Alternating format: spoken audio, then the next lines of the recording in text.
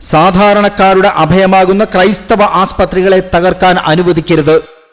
ജീവന് വേണ്ടി പോരാടുന്ന രോഗികൾക്ക് നേരെ സമരമുറകൾ പ്രയോഗിക്കുന്ന ഒട്ടും ഭൂഷണമല്ല എന്ന് സീറോ മലബാർ സഭയുടെ മീഡിയ കമ്മീഷൻ. ആരോഗ്യമേഖലയിലെ സമരം നഴ്സുമാരുടെ ഉന്നമനത്തിനോ അതോ ക്രൈസ്തവ സ്ഥാപനങ്ങളുടെ തകർച്ച ലക്ഷ്യമിട്ടോ എന്ന ശീർഷകത്തിലാണ് സീറോ മലബാർ മീഡിയ കമ്മീഷൻ രൂക്ഷമായ വിമർശനം ഉന്നയിക്കുന്നത്.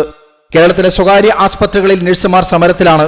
കേരളത്തിന്റെ ആരോഗ്യമേഖലയെ താങ്ങി നിർത്തുന്നതിൽ സ്വകാര്യ മേഖലയിൽ ജോലി ചെയ്യുന്ന നഴ്സുമാർ വഹിക്കുന്ന പങ്കിനെക്കുറിച്ചും അവർക്ക് മാന്യമായ വേതനം നൽകണം എന്നതിലും മറിച്ച അഭിപ്രായമില്ല.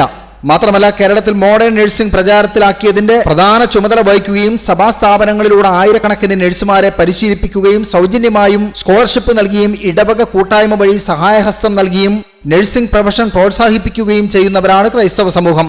അതുകൊണ്ട് തന്നെ നഴ്സുമാരുടെ പ്രശ്നങ്ങളോട് സഭ കരുതലോടുകൂടിയാണ് ഇടപെടുന്നത്. പക്ഷേ ഇപ്പോൾ കേരളത്തിലെ മറ്റ് സ്വകാര്യ ആസ്പത്രികളെ അപേക്ഷിച്ച് ഉയർന്ന ശമ്പളം നിലവിൽ നൽകിയിട്ടും തൃശൂർ ജൂബിലി മെഡിക്കൽ കോളേജ് അടക്കമുള്ള ക്രൈസ്തവ ആസ്പത്രികളിൽ ഉയർന്ന ശമ്പളം കൈപ്പറ്റുന്നവർ സമരത്തിനിറങ്ങുന്നത് അത്ഭുതപ്പെടുത്തുകയാണ്. ക്രൈസ്തവ ആസ്പത്രികളെ തകർത്ത് ആരോഗ്യരംഗം വൻകിട കോർപ്പറേറ്റുകൾക്ക് തീരെഴുതാനുള്ള തിട്ടൂരം വാങ്ങി പ്രവർത്തിക്കുന്ന നിഗൂഢ താൽപര്യക്കാരുടെയും കൈകളിലെ ഉപകരണങ്ങളായി സ്വന്തം സമുദായത്തിലെ ആസ്പത്രികളെ തകർക്കാൻ സമരക്കാർ വർഗീയ ശക്തികൾക്ക് കൂട്ടുനിൽക്കുന്നുണ്ടോ എന്ന ആശങ്ക പങ്കുവയ്ക്കാതെ വയ്യ.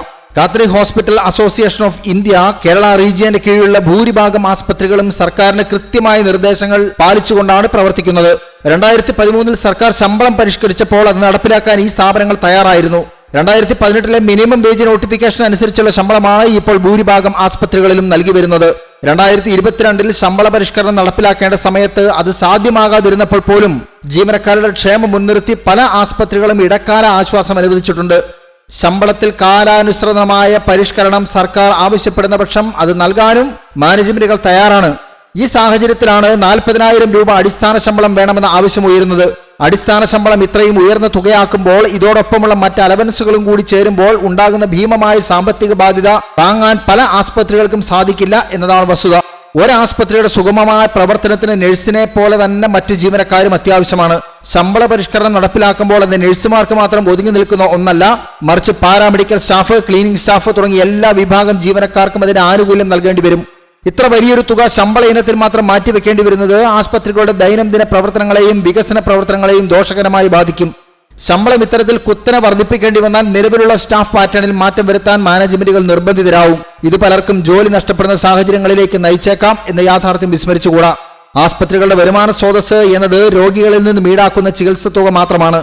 ശമ്പള ഇനത്തിൽ വലിയൊരു തുക ചെലവാക്കേണ്ടി വരുമ്പോൾ സ്വാഭാവികമായും അത് രോഗികളിൽ നിന്നും ഈടാക്കേണ്ടി വരും. ഇത് കേരളത്തിലെ സാധാരണക്കാരായ ജനങ്ങളെയാണ് ഏറ്റവും കൂടുതൽ ബാധിക്കുക. കുറഞ്ഞ ചെലവിൽ മെച്ചപ്പെട്ട ചികിത്സ എന്ന ലക്ഷ്യത്തോടെ പ്രവർത്തിക്കുന്ന മിഷൻ ആസ്പത്രികൾ ഇതോടുകൂടി വലിയ സാമ്പത്തിക പ്രതിസന്ധിയിലാവുകയും സാധാരണക്കാർക്ക് ചികിത്സാ സൗകര്യങ്ങൾ നിഷേധിക്കപ്പെടുകയും ചെയ്യുന്ന സാഹചര്യം സംജാതമാകും. ലാഭേച്ഛയില്ലാതെ പ്രവർത്തിക്കുന്ന സ്ഥാപനങ്ങൾ പോലും ഇതോടെ അടച്ചുപൂട്ടലിന്റെ വക്കിലെത്തിയേക്കാം. കേരളത്തിലെ ആരോഗ്യമേഖലയിൽ ഇന്ന് വൻകിട കോർപ്പറേറ്റ് ശക്തികളുടെ സാന്നിധ്യം വർദ്ധിച്ചു വരികയാണ്. അന്യ സംസ്ഥാനങ്ങളിൽ നിന്നുള്ള വൻകിട കോർപ്പറേറ്റുകൾ കേരളത്തിലെ ചെറുകിട ആസ്പത്രികൾ ഏറ്റെടുത്ത് വൻകിട ബിസിനസ് സ്ഥാപനങ്ങളാക്കി മാറ്റാൻ ശ്രമിക്കുന്നുണ്ട്. ഇത്തരം ശക്തികൾ മിഷൻ ആസ്പത്രികളെ തകർക്കാൻ വേണ്ടി നടത്തുന്ന ഗൂഢാലോചനയാണോ ഈ സമരങ്ങൾക്ക് പിന്നിൽ എന്ന് സംശയിക്കേണ്ടിയിരിക്കുന്നു. കോർപ്പറേറ്റുകളുടെ സമ്മർദ്ദത്തിലൂടെയാണോ ഈ സമരങ്ങൾ അരങ്ങേറുന്നത് എന്ന കാര്യത്തിൽ കൃത്യമായ അന്വേഷണം ആവശ്യമാണ്. ജനങ്ങൾ ഈ സമരത്തെ കേവലം അവകാശ സമരമായി കാണാതെ മിഷൻ ആസ്പത്രികൾക്കും സാധാരണക്കാരുടെ ചികിത്സയ്ക്കും നേരെയുള്ള വെല്ലുവിളിയായി തിരിച്ചറിയേണ്ടതുണ്ട്.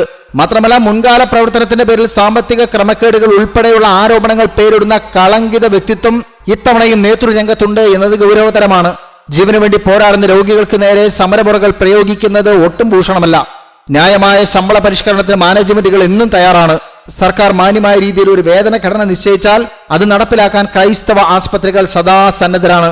ആരോഗ്യ സംരക്ഷണം എന്നത് സമൂഹത്തിന് നൽകുന്ന വലിയൊരു സേവനമാണ് എന്നും അത് തടസ്സമില്ലാതെ മുന്നോട്ട് കൊണ്ടുപോകാൻ പൊതുസമൂഹത്തിന്റെ സഹകരണവും ജാഗ്രതയും അത്യന്താപേക്ഷിതമാണ് എന്നും വർഗീയ ശക്തികളുടെ ഗൂഢലക്ഷ്യങ്ങളും വൻകിട കോർപ്പറേറ്റുകളുടെ സ്വാർത്ഥ താൽപര്യങ്ങളും കൈകോർത്ത് സാധാരണക്കാരുടെ അഭയമാകുന്ന ക്രൈസ്തവ ആസ്പത്രികളെ തകർക്കാൻ അനുവദിക്കരുത് എന്ന് ഈ അവസരത്തിൽ ഓർമ്മിപ്പിക്കുന്നു എന്നതാണ് സീറോ മലബാർ സഭയുടെ മീഡിയ കമ്മീഷൻ നൽകുന്ന മുന്നറിയിപ്പ്.